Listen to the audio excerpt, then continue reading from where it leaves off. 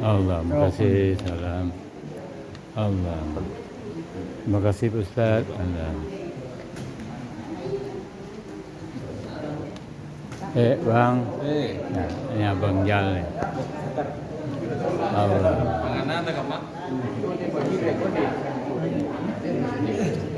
Allah. Allah. Allah. Macam lain. Ambut dia campur saja dah je. Misalnya ambut tak ambil ambut tu besar.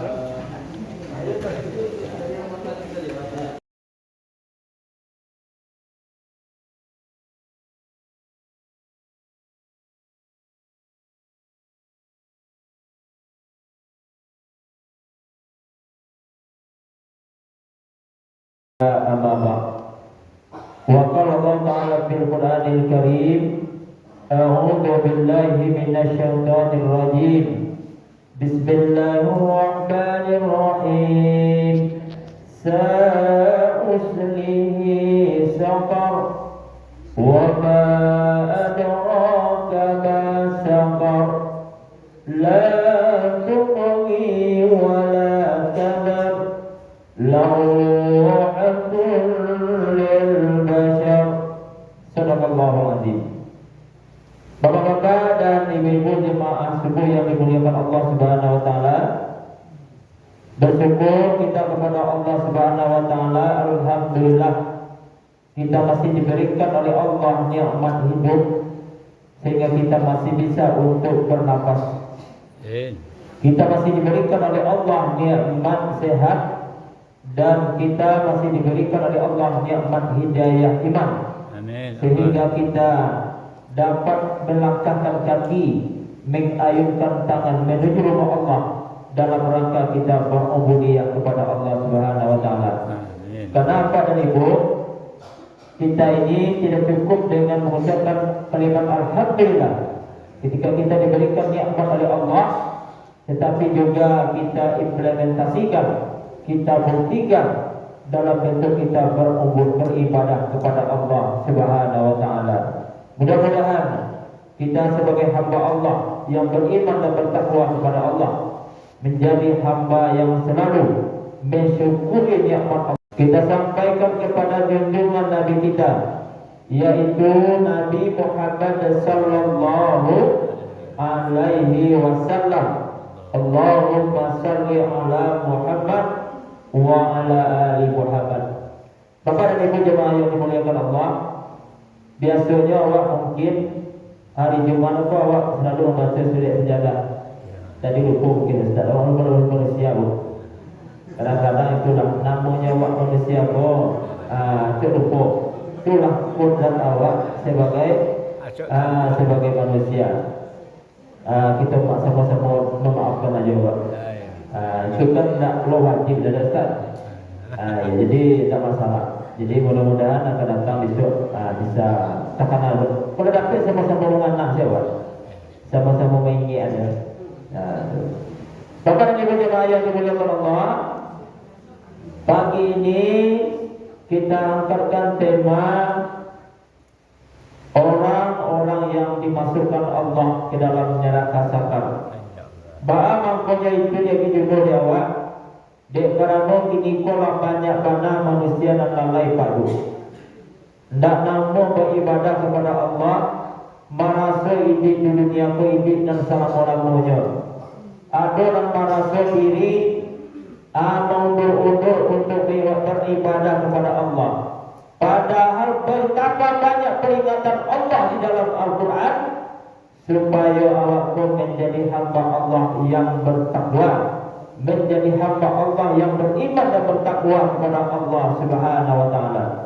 Jadi pagi ini kita bahas tentang surah Al-Mudaththir ayat 26 sampai ayat 29. Apa kata Allah peringatannya dalam Al-Quran ini? Sa'uslihi saqar. Kata Allah, aku akan memasukkan manusia ke dalam neraka saqar. La wa ma adraka ma saqar. Tahukah kamu, kata Allah, neraka sakar itu apa? La tubghi wa la tazar. Neraka sakar itu adalah pembakar manusia. Lawahatul basar. Neraka sakar adalah pembakar manusia. La tubghi wa la tazar. Bahwa neraka sakar itu tidak meninggalkan dan tidak membiarkan. Bapak dan Ibu jemaah yang dimuliakan Allah Subhanahu wa taala, kedahsyatan azab Allah di dalam neraka yang namanya neraka sakar ini adalah luar biasa. Kenapa demikian? Yang namanya panas api neraka itu perbandingannya dengan panas di dunia itu 1/1000, Pak. Seketik saja dilemparkan oleh Allah api neraka sakar itu ke dunia, akhirnya Allah bisa membumi hanguskan dunia. Bab itu manalah kedahsyatan Allah dalam azab di dalam neraka sakar. Kita bangun gini kok. Seketik sewa tabakai pada api itu, itu dah tanggung-tanggung angin ya. Kini panas itu jauh berbeda.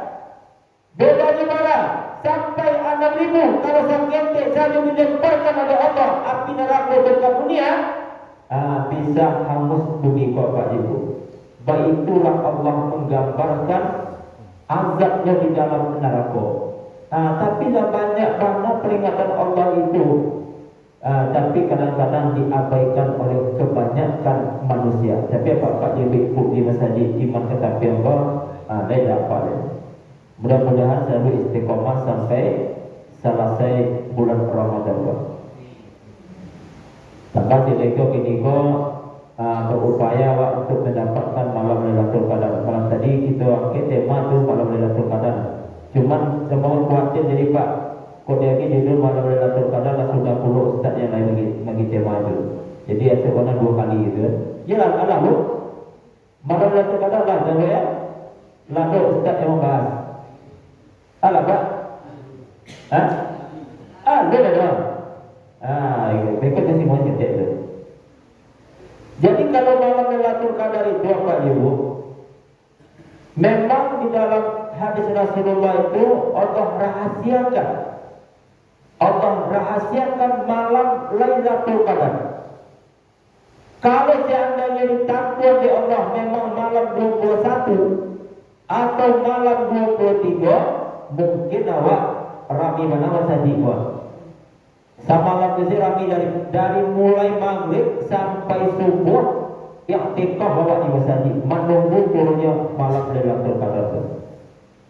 Tapi Allah rahasiakan. Bahwa dirahasiakan Allah supaya Allah menentang ibadah kepada Allah. Tak mengajar itu saja tiada. Ayat kata Allah yang namanya salat 5 waktu. Awak katakanlah yang namanya salat tarawih. Awak katakanlah namanya baca Al-Quran. Selalu kita baca Al-Quran itu. Makanya Allah rahasiakan 10 malam yang terakhir di bulan di malam-malam ganjil. Di sinilah Allah turunkan yang namanya malam Lailatul Qadar atau disebut dengan malam kemuliaan. Qadar itu artinya mulia. Kenapa kita tunggu sampai itu? Karena malam Lailatul Qadar itu dalam hal kita dalam hal melaksanakan ibadah ketika itu membaca Quran awak. Urut saja atau ayat Quran awak baca. Bismillahirrahmanirrahim. Qaf atau Nun. Itu semisalkan itu saja dulu. Urut ayat Quran awak baca. Itu sampai awak beribadah selama 83 tahun. Adik baca saya dan berhenti hari ini sampai selama 83 tahun. Apalagi ketika membaca Al-Quran, apalagi ketika membaca zikir, serupa tadi, La ilaha illallah, La ilaha illallah. Pas bila tiba malam Qadar, ketika itu awak samalah beribadah selama 1000 bulan atau 83 tahun. Bara gadanya pahala dapat awak 2 kali itu. Tak tanggung-tanggung. Mengalir secara terus-menerus. Sebenarnya apa ibu? Allah sayang ke umat Nabi Muhammad. Sehingga kepada umat lain, kepada orang yang ada kira Allah Ramadan. Apalagi malam Lailatul Qadar kuat. Sayang Allah kepada umat Nabi Muhammad. Kadang-kadang itu yang disepelekan di umat manusia, di umat Nabi Muhammad Sallallahu Alaihi Wasallam. Lah dia pergi malam kemuliaan namanya beribadah sama je 83 tahun. Bahkan Nabi-Nabi yang lain berdoa kepada Allah. Ketika Nabi Isa mi'raj naik ke langit. Apa katanya? Wahai Muhammad, kalau seandainya kami bisa menikmati Ramadan, bisa menikmati yang namanya malam Lailatul Qadar, berdoa kami ke Allah, kok dapat kami balian ke dunia belia. Untuk bisa menikmati bulan Ramadan, menikmati beribadah kepada Allah di bulan Ramadan, tampak jo malam Lailatul Qadar itu. Barakallahu Allah kawan. Ya, awak sebenarnya dibersihkan Allah dengan itu. Kenapa? Karena awak bapak ibu tak pernah luput daripada dosa. Awak tu banyak dosa. Baik dosa secara sengaja yang kita lakukan ataupun dosa tak disengaja. Makanya Allah berikanlah kawak ke bulan Ramadan dan tambah ibadah yang sangat meningkat. Itu adalah malam Lailatul Qadar kepada itu. Dah ada nak dibawa dan ayat waktu itu. Dan serupa hadir di masjid ini kolak itu yang kau bawa. Tapi kalau di sana nanti sampai awal itu kau mati pak. Itu kau mati dan apa yang akan dibawa nanti dapat ia memang amal. Siapa yang akan menyelamatkan awak nanti bisa sampai maut adalah ibadah amal yang awak bawa.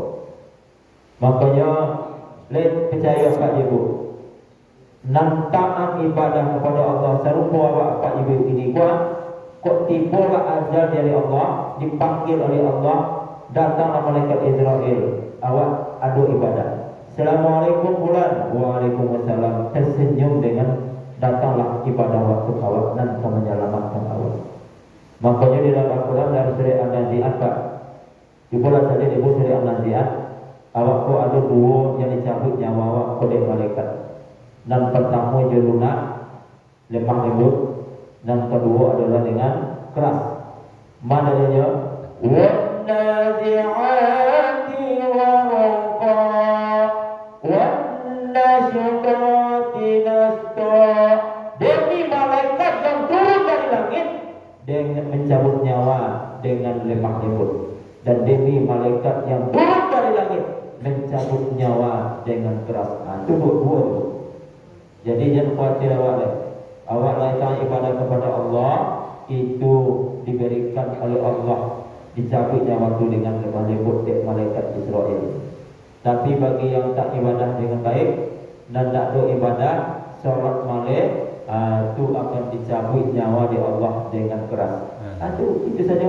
Siapa mencabut nyawa keras itu melalui perantaraan malaikat Israel. Dan dibawa di nasib dia, dibawa beko di alam kubur dan akan menyelamatkan awak bahan. Yang menyelamatkan adalah amal ibadah awak. I'tikaf di masjid, duduk awak di masjid. Serupa bila malam Lailatul Qadar tu, Ustaz, kalau di rumah bahan, tak memang di masjid. Nabi, ibu apa? Sengaja 10 malam terakhir Tuhan, dia ke masjid baik. Makanya Nabi nak pulang ya. Makanya di antara nasi dia Aisyah supaya bawa dia mau fokus ibadah di masjid selama 10 malam terakhir. Fokusnya beribadah. Tapi kini kok kadang-kadang itu dah kurang. Dan jarang banget apa? Tak namu yang di masjid dia di rumah je lah. Baca ni berapa malam Lailatul Qadar tu di rumah. Sementara awak dianjurkan i'tikaf di masjid. Apa di rumah saja kau salat tahajud, baca Quran. Tapi yang dianjurkan oleh Allah itu adalah di masjid. Nabi dah mencontohkan 10 terakhir tu ini lah kurang lalu dek kerana yang i'tikaf di masjid. Di masjid, bukan di rumah. Wallahu a'lam bahwa ibadah itu mau di masjid. Makanya dia sampai ragu bahwa iya tekap tu. Patang dia rencanakan ya pengurus sampai komunikasi malam tadi. Lah mulailah malam itu dipersiapkan dan baru start kita siapkan aja lah. Sampai malam pokok mulai kini awak diumumkan ke jemaah awak etikaf di masjid. Bagi dah bagi ibu-ibu mereka belakang iya. Dan bersama ibu-ibu lah bukan apa-apa sekolah.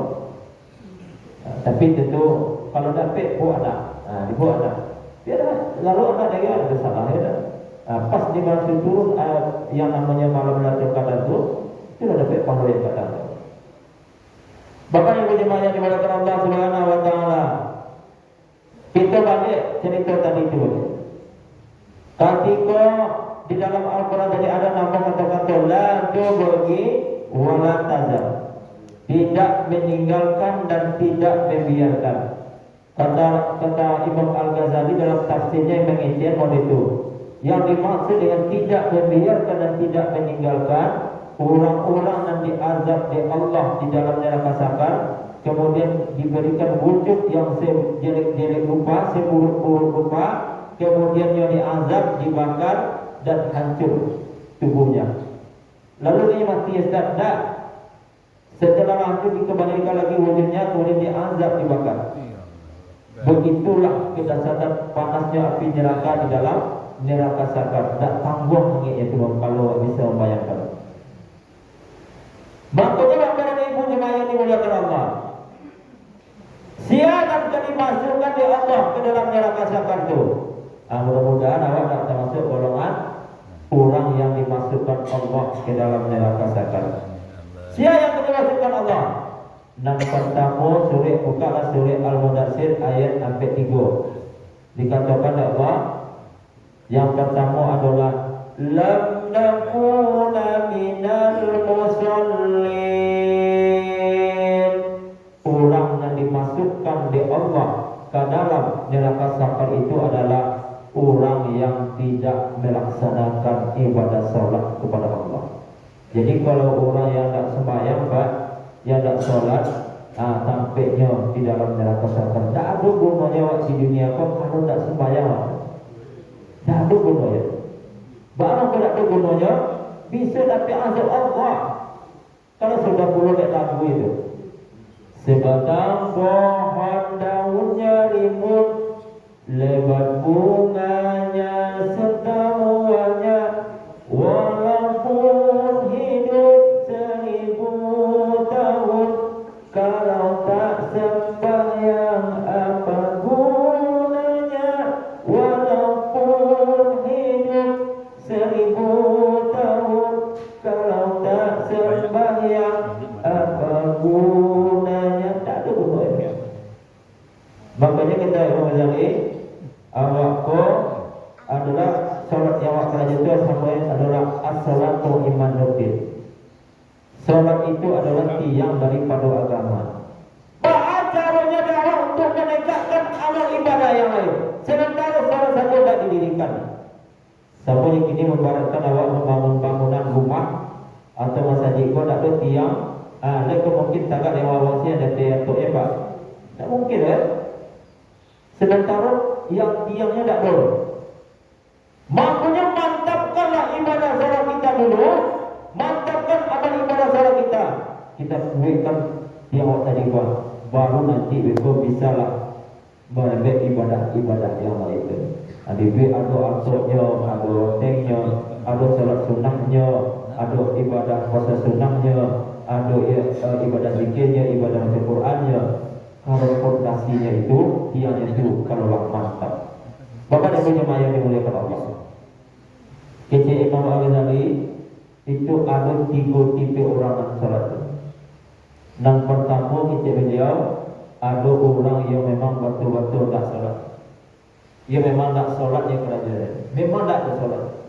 Padahal kata Rasulullah yang membedakan antara orang kafir dan orang yang beriman itu Pak, ia memang tak di salat. Kalau orang yang beragama Islam tak salatnya dimasukkan oleh Allah, dimasukkan dalam kategori kafir atau kufur dalam arti kafir dalam arti yang kufur nikmat. Tapi bagi orang yang non muslim termasuk dia kafir telah tampil dalam karat-karat neraka. Kafir dalam arti kufur nikmat, lah banyak nikmat diberikan Allah, tidak ada merasa bersyukur kepada Allah lah. Ba'a contohnya, awak kau bapak dan ibu dah cukup awak alhamdulillah saja lah. Di samping kita meyakini itu adalah nikmat yang kita terima, disyukuri dan awak jo ibadah. Nampak dibuktikan jo ibadah. Tandanya awak boleh mensyukuri nikmat Allah. Tandanya awak boleh mensyukuri nikmat Allah. Dibuktikan lagi solat tarawih. Awak melaksanakan solat 5 waktu. Itu membuktikan awak sebagai mensyukuri nikmat Allah Subhanahu wa taala. Kemudian dan kedua kata Imam Al-Ghazali, ada orang nan lalai dari segi waktu pelaksanaannya. Latadanga suara azan di masjid, mulai kini banyak masih melanjutkan pekerjaan. Allahu Akbar, Allahu Akbar. Lah sampai la ilaha illallah. Sibuk dia tugas awak sehari-hari. Sibuk dia dengan pekerjaan kita sehari-hari. Padahal Pak Ibu dalam waktu yang singkat itu bisa dilaksanakan awak dulu. Sembahyang pun nak lebih waktu 30 minit bu. Nak sampai dah 7 minit, 10 minit awak kelas haji sebenarnya. Sebentar tu awak rukuk dan sujud kepada Allah. Silakanlah beko fantasiru fil ard. Berterbanganlah di muka bumi Allah untuk mencari karunia Allah.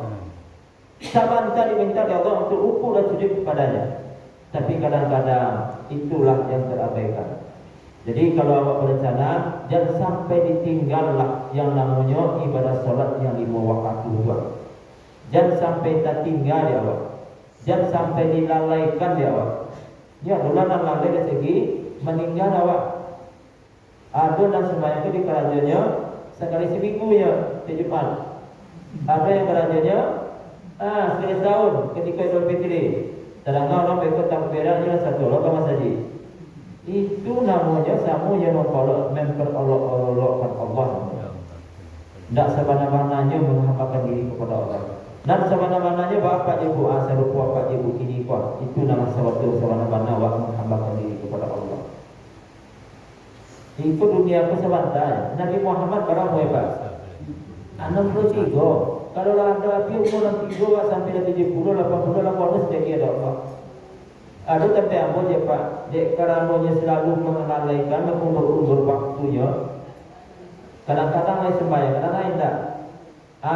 Dan parahnya ada juga ladak ke rumah dari masjid, baradu atau rumah di masjid, tidak datang-datang ke masjid Pak. Sudah tu apa lain?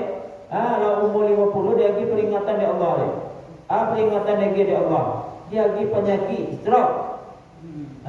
Lagi penyakit stroke. Padahal beradu. Oh, ada kurang Ustaz. Tak ada kurang, pitinya banyak, olahraganya kuat. Tak ada kurang rasanya dah. Makannya dia lain dia aturnya. Tapi kalau namanya lagi peringatan Allah, timbul ada penyakit stroke. Lah dapat penyakit stroke tu apa ibu? Sudah tu barulah dia sadar lain. Payahlah barang sulang-sulang ambil barang kaki mana? Payah barang 10 meter dari rumah saji ke rumah itu ya. Tak payah yang melangkahkan kaki. Payah melangkahkan kaki. Bertanya lah begini Pak. Lah mulai Pak datang masjid. Iya Ustaz, biasanya Pak dah nampak ni mau dah Pak melengah saja. Iya dulu tu mau nak. Ayo lebih daripada sana ke masjid ya. Tapi aku menurun je. Baru inilah ketika ambo dari penyakit dia Allah stroke. Barulah nama ambo menakut diri. Kalau tak mungkin tak diri Ustaz. Ada hikmahnya dia berikan teguran oleh Allah. Namanya datang ke masjid. Bapak dan Ibu, belajar dapat ibu dah. Dan solat 5 waktu tu, dan solat 5 waktu tu tak bisa ditinggal. Siapa contohnya? Ada sahabat Nabi namanya Abdullah bin Umi Maktum. Abdullah bin Umi Maktum itu putus.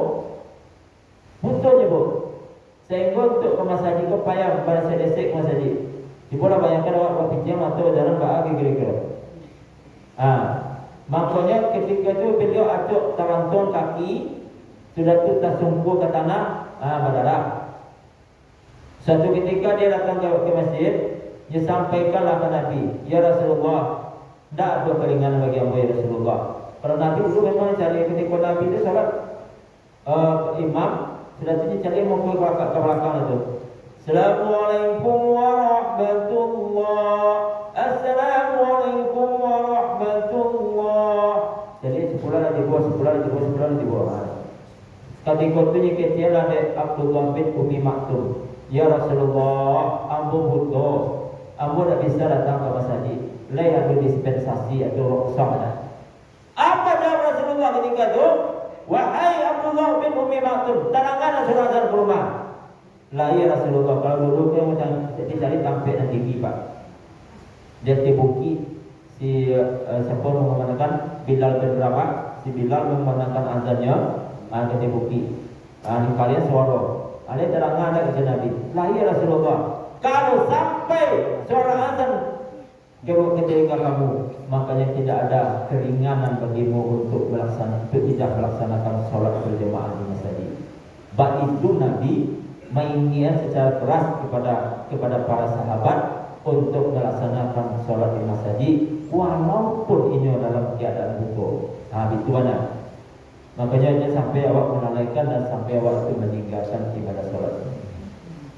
Bapak dan ibu jemaah yang dimuliakan Allah, awak hanya diberikan keringanan selagi lewat ibi di dunia, jangan masuk awak dalam golongan kurang dimasukkan Allah dalam neraka zakar. Tak kalau tagak pun dia dibuat. Agi dia kira sah namanya. Tak kalau tagak dapat sembahyang, solat boleh duduk. Kalau tak kalau duduk ada, boleh berbaring. Itu tak berjemaah ada Ustaz, itu tidak ada. Yang pentingnya awak tinggalkan. Kecuali mereka ada yang dalam keadaan uzur. Yang tak solatnya pun dapat je bu. Kalau memang dia tak ada, dia hilang akal atau kilo, tidak ada. Tapi dia selaginya sadar, tahu, tetap laksanakan salat. Ustaz, ada kami kadang-kadang sakit, apakah masih diwajibkan untuk salat? Lain bagi sadar, awak tetap salat. Tak boleh kena iya Ustaz. Kalau tak boleh kena tempel, ke tangan gini dia. Abui, kemudian Ustaz kalau muka, tempel sekali lain. Abui dia, Ustaz ke tangan lain. Tak selesai doa lah. Doa sudah berdoa. Salat setelah itu. Kalau tak boleh badan awak anggota tubuh awaknya ia mungkin dalam situasi dalam keadaan sakit bisalah dilakukan dengan tayamum. Jangan sampai dia popat. Dia kalau sakit awak dia mari salat jam. Tetap dilaksanakan awak. Apa patangko orang kaya apa yang dilawat di rumah sakit. Pak Yo Pak kan. Kini kau kalau orang salat kan. Ketika tu kalau sudah salat di masjid di rumah sakit Jamil, kayak apa sakit gulu Pak. Sehingga tak bisa untuk melaksanakan salat. Nyor pakai apa? Pakai infus. Makanya ini kita cepat mata dapat tu nya Pak. Tempelkan dia. Boy. Itu tak pokok. Dan kedua kali ditolong dia wing, dia usah ke tangan. Sebenarnya apa deh? Itu cara itu. Yo, dia karena beliau tak tahu, makanya setelah itu barulah bisa melakukan sholat di ketikanya berbaring. Jadi kalau tak tahu agak bisa berbaring. Yang penting jangan sampai tertinggal. Awak khawatir awak diuji dia Allah seketika dia sakit, sehinggalah meninggalkan yang namanya ibadah sholat yang dibawa waktu itu. Bapak dan Ibu jemaah yang dimuliakan Allah Subhanahu wa taala. Ada juga lain orang yang suka mau berumur taliban. Kalau bagai mau bisa dia lama tahu apa 5 waktu dah ketinggal. Kalau sampai dia ke umur orang gaya dalam umur 60, umur 70 dah Allah. Lainlah. Tapi kalau dah sampai umur tu bagi kira. Kadang-kadang umur saja dipanggil dia Allah. Umur 20 dah dipanggil dia, umur 30 dah dipanggil dia. kalau dah tipu tampeknya. Kau ada kawan aku Pak Abu. Ini masih muda baru 32 tahun. Ustaz Pulau mungkin ibu apa Ajo namanya ceramah dulu. Kemarin dia ceramah dulu. Beliau tu muda, kuat loh, posisinya masih kuat. Tapi singkir dengan umur Allah. Pas ketika tu sudah mengajar mengaji malam, jadi kecilnya anak-anak. Ini pun trompet mulia Pak. Trompet mulia kau anak-anakku semuanya. Kalau mati apa besok. Ini memang ketika itu materinya pembelajarannya itu adalah tentang penyelenggaraan jenazah. Lah sudah di Raja 9 kita kan anak itu jam 9 malam sudah sholat isya. Sudah selesai ulang raja oleh jam 9 sampai kan anak. Anak-anak kalau seandainya mati apa besok dah. Kalian nanti menyelenggarakan apa? Nanti memandikan apa? Malam itu jam 9 yang mengecek, jam 10 meninggal. Baik pulang ke rumah, tiba di rumah kali dapat itu makan biasa di rumahnya makan. Sudah makan, lah sudah makan sakit kali Pak. Sakit kali dibawa lah ke rumah sakit Ibnu Sina. Tiba di Sina nak dulu. Mudah mana? Kalau lah tiba ajal. Tapi apa je ibu dengan awak menegakkan sholat 5 waktu. Awak tegakkan sholat 5 waktu. Itulah yang akan menyelamatkan awak nantinya. Amin. Bapak dan Ibu yang dimuliakan Allah, 3 cerai. Yang kedua yang akan tadi yang pertama adalah orang yang tak sholat dimasukkan Allah ke dalam neraka sakar. Yang kedua adalah walam nakuna nut'imul miskin, adalah orang-orang yang tak namu membayarkan zakat atau tak namu memperhatikan orang-orang fakir dan miskin. Kini kau awak bu, lah masuk minggu 10 terakhir puasa, lah puasa lagi bu, masuk langkah 23 dah bu, dah 23. Kadang-kadang lah kau alur dibayar zakat fitrah, bayarkanlah zakat fitrah sebelum nanti datang waktu takbiran di masa lebaran 1 Syawal. Bapak kau itu, beko kalau lupa awak yang zakat fitrah 2. Coba yang ini kayak ibu apaan? Kalau lupa awak, amal ibadah awak itu beko tergantung-gantung dari antara langit dan bumi. Tak sampai ke Allah. Makanya zakat fitrah itu sangat penting kita bayarkan. Hukum pembayaran zakat fitrah itu adalah wajib. Jadi dia sampai diundurnya lain. Lah banyak bayar zakat fitrah Pak. Apa? Alhamdulillah. Kalau banyak bisa didistribusikan di hari menjelang lebaran, bisa perlu dimanfaatkan oleh asnaf yang menerimanya. Kalau awak bayarkan awak lega. Bawa ke itu, zakat fitrah itu adalah zakat untuk membersihkan diri kita. Kalau zakat mal adalah zakat untuk membersihkan harta. Jadi kalau seandainya zakat fitrah bersihkan diri, pembayarannya adalah di waktu di bulan Ramadan. Kalau zakat mal bisa dibayar pas di akhir tahun atau dibayarkan setiap sekali sebulan misalnya. Kalau sebeku membayar. Sebab beku kalau banyak itu bertumpuk-tumpuk lah balik Pak. Lah balik pembayaran zakat mal kalau lah bertumpuk. Ini kok kalau untuk ASN itu dipotonglah 2,5% dari gaji untuk membayarkan zakat mal. Makanya bagi jemaah yang dimuliakan Allah, orang yang tak mampu membayarkan zakat fitrah dan juga tidak mau membayarkan zakat mal, itu nanti kata Allah masukkan dalam neraka sakar. Walam nakuna nut'imul miskin, adalah orang-orang yang tidak memperhatikan orang fakir dan orang miskin. Karena asnaf daripada zakat itu adalah salah satunya adalah fakir dan miskin. Bapak dan Ibu jemaah yang dimuliakan Allah Subhanahu wa taala. Mudah-mudahan kita bermohon kepada Allah, kita terhindar dari azab Allah dari api neraka sakar. Mudah-mudahan kita selalu istiqomah dalam hal melaksanakan ibadah kepada Allah sampai selesai akhir Ramadan dan nampak perlu buktinya dalam kehidupan sehari setelah pasca Ramadan nantinya. Pada yang disampaikan pada kesempatan ini, mudah-mudahan bermanfaat bagi kita bersama. Terima kasih atas segala perhatian. Mohon maaf atas segala kekurangan. Wabillahi taufiq wal hidayah. Assalamualaikum warahmatullahi wabarakatuh. Waalaikumsalam warahmatullahi wabarakatuh. Terima kasih Pak Ustaz. Demikian Wassalamualaikum warahmatullahi wabarakatuh.